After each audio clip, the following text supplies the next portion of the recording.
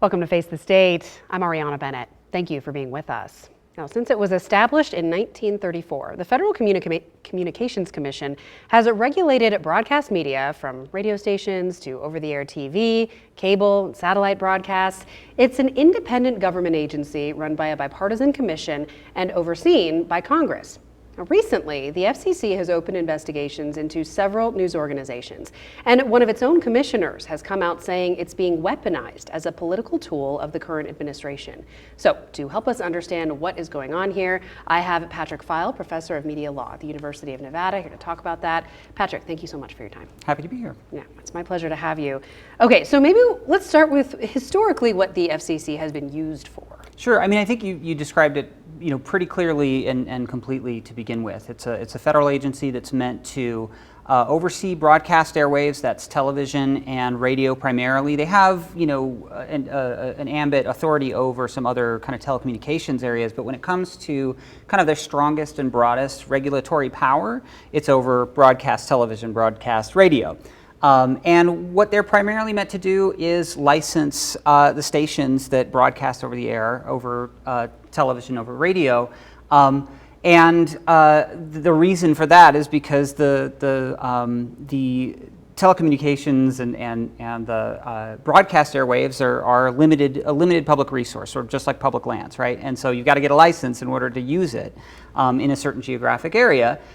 For the most part, that has had relatively little to do with the content of what you're broadcasting, which is to say they've been careful to understand and appreciate and acknowledge the First Amendment, freedom of expression, freedom of speech, freedom of the press, and the need to allow for a diversity of voices, a diversity of viewpoints, and the concerns that would surround the government, the federal government, meddling in who gets to say what viewpoints get to be expressed.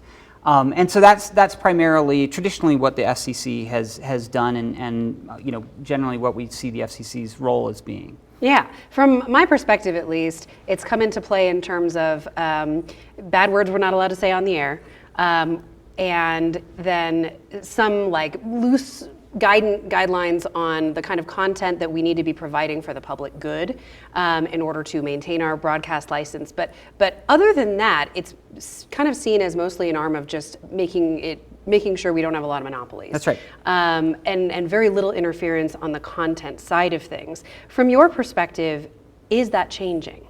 It's difficult to say. It's a little early to say. What I can say is that the current FCC and the investigations that are going on right now, that are either sort of have been threatened or that are kind of underway as we speak, have to do with some concerns raised by the administration and by the political right about those generally news organizations, news stations, and news producers, news broadcasters. The content of those broadcasts, and particularly that they are biased against the right, or biased against Trump, or biased against the Trump-aligned politics and politicians. Is there precedent here for that, of an administration kind of turning to the FCC to say, I don't like the coverage? Not a lot. I mean, I think there is history. One of the kind of, those of us who study history and media history, or maybe the closest corollary is the Nixon administration, which saw the media and the news media as an adversary, and would use kind of various mechanisms, or talked about using various mechanisms of the federal government to kind of get after news organizations they didn't like, to do things like suspend licenses or kind of make doing their job more difficult. As far as a full-blown investigation and withdrawal of a license or something like that, there's less precedent for that, particularly as it pertains to kind of political viewpoints and things like that. And we're seeing that now. The FCC has recently opened up investigations against PBS, NPR, CBS, ABC, and NBC, and one of its own commissioners pointed out that it was specifically the outlets that the president views as unfavorable. Right, that's right. And I mean, this goes up against a strong tradition of First Amendment protection for freedom of expression. The FCC sits in an interesting position, right? Because of the limited resource that broadcast airwaves are, the FCC has more authority than really kind of any other government agency to sort of lean into or I don't want to say interfere, but sort of have a say over the content of a given broadcast. That said, that's right up against the fact that the First Amendment, if it stands for anything, it stands for the idea that you don't get to tell certainly journalists and news organizations what is the right news to report, how is the right way to report it, and things like that. And so there's going to be a tension there. And specifically, whether you can criticize your government. That's exactly right. Yeah. And so to kind of speak more broadly about the First Amendment and its principles, the New York Times versus Sullivan, which was not a broadcast case, didn't have anything to do with FCC, but it was a libel case, a defamation case brought by a public official that was essentially intended to silence or punish news organizations that were saying things that were critical of a particular politician. And so what happened there, and what the U.S. Supreme Court said there, was that if the First Amendment really stands for anything, it is protecting the ability of the people, not certainly not just news organizations. New York Times was part of that case, but so were a bunch of individual petitioners who were speaking on their own behalf. It protects the ability to criticize the government, and so we should be, if we kind of follow the philosophy of the First Amendment, it would be that we should be very suspicious anytime the government says we're going to target a speaker, a news organization, whomever, based on the viewpoints that they're expressing. And one of the interesting pieces of all this, and there have been a few examples, is this restriction of the Associated Press from covering or having access to the president in some areas, not all areas, but some restrictions. And this was all based, and very openly, on their refusal to accept the Gulf of America name change from the Gulf of Mexico. It feels a little cut and dry, but is it? Yes and no. I think if there are things that people maybe don't fully appreciate or understand about that particular controversy or conflict, it would be the kind of tenuous nature of the White House press pool. And so what happened there was, the Associated Press was kind of a long-standing part of the group of reporters that covers the president wherever they are, wherever the president is, whatever the president is doing. That press pool has traditionally been controlled by the White House Correspondents Association. They're an independent association of journalists dedicated to covering the White House, and they choose who's covering the president at a given time and at a given place. It's just a matter of practicality because the White House press briefing room doesn't hold enough people to kind of allow every journalist who wants to be there to be there. It's shockingly small. It is, yes, indeed. Well, originally built over the old White House pool, which apparently was also quite small. So the fact that it was the White House Correspondents Association sort of created a gap of independence that allowed the journalists to have a say about who covered the White House and who covered the president, and even within the White House's walls. The White House that was essentially not something that's necessarily guaranteed by the First Amendment, but an arrangement that reflected the White House and the presidential administration's willingness to accept, we want all reporters to come and cover us, whether they're going to be critical of us, whether, whatever they're going to print about us. And there have been dust-ups in the past. I mean, even the Obama administration tried to withhold some credentials to reporters. In a couple of circumstances because of things they didn't like how they were reported. And there is some authority and some ability for the White House to do that. What's a little bit different here, is that in challenging the revocation of the hard pass that the Associated Press had to be a part of the press pool, it was very clear that it was a content-based decision. That's something that generally flies in the face of the First Amendment. And when the AP challenged that, a federal district judge ruled, yes, this is a content-based restriction, and that's not something that the First Amendment generally allows. The government can't say, this is the right way to cover the news, this is the wrong way to cover the news, this is the right word for the body of water, that sits between the United States and Mexico, this is the wrong word for that body of water. What's interesting there is, again, because this is sort of a relationship or an organization of journalists that the White House has a great deal of say over, the White House changed the rules and somewhat pulled the rug out from underneath the AP and other wire services by saying, well, we're going to take from the White House Correspondents Association the ability to choose who covers the president, and it's our building, it's our press pool, so we're going to select the journalists. And so even where you have a ruling here a court ruling that says the White House can't do what they've done, you have the White House coming back and saying, well, we're just going to change the rules anyway, and which they have the ability, the authority to do.